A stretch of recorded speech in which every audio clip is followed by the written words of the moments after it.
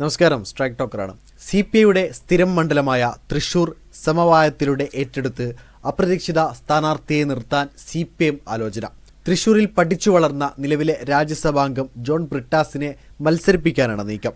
Don Bosco സ്കൂളിലും കേരളവർമ്മ കോളേജിലും പഠിച്ച ബ്രിട്ടാസിന് തൃശൂരിൽ വിപുലമായ ബന്ധങ്ങളുണ്ട്. ഭാര്യയുടെ വീട് തൃശൂരാണ്. ബ്രിട്ടാസ് മത്സരിച്ചാൽ ജയം ഉറപ്പാക്കാനായി വലിയൊരു സൗഹൃദ കൂട്ടായ്മ രംഗത്തെത്തുമെന്നും പാർട്ടി കരുതുന്നു. ബ്രിട്ടാസ് മത്സരിക്കുന്നത് സംസ്ഥാനത്താകെ ഇടതുമുന്നണിക്ക് ഗുണം ചെയ്യുമെന്ന വിലയിരുത്തലുമുണ്ട്.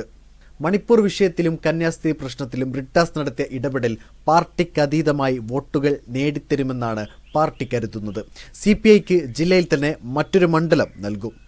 CPIയുടെ സിറ്റിംഗ് MLA P ബാലചന്ദ്രൻ ജയിച്ചത് 946 വോട്ടിനാണ്. അതിനുശേഷം നടന്ന ലോക്സഭാ തെരഞ്ഞെടുപ്പിൽ LDFന് മണ്ഡലത്തിൽ വോട്ട് കുറഞ്ഞു.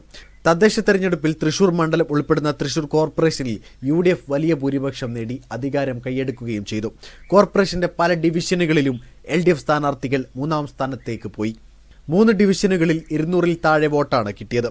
P ബാലചന്ദ്രനെ മണ്ഡലത്തിലെ 2ാം ഊഴത്തിൽ നിന്ന് പിന്തിരിപ്പിക്കാനുള്ള നീക്കവും മുന്നണിയിൽ നടക്കുന്നുണ്ട്. എന്നാൽ 2ാം തവണയും മത്സരിക്കാനുള്ള താൽപ്പര്യം ബാലചന്ദ്രൻ അറിയിച്ചതായാണ് വിവരം. ഈ തെരഞ്ഞെടുപ്പിൽ ഓരോ സീറ്റും നിർണായകമാണെന്ന വിലയിരുത്തിയാണ് മണ്ഡലം മാറ്റം പോലും മുന്നണി ചിന്തിക്കുന്നത്. പാർട്ടിയിലെ വിഭാഗീയത പൂർണ്ണമായും ഒഴിവാക്കാനുള്ള തന്ത്രങ്ങളും ആലോചനയിലുണ്ട്. ഇതിന്റെ ഭാഗമായി T ശശിധരനെ സ്ഥാനാർത്ഥിയാക്കാനുള്ള നീക്കവുമുണ്ട്.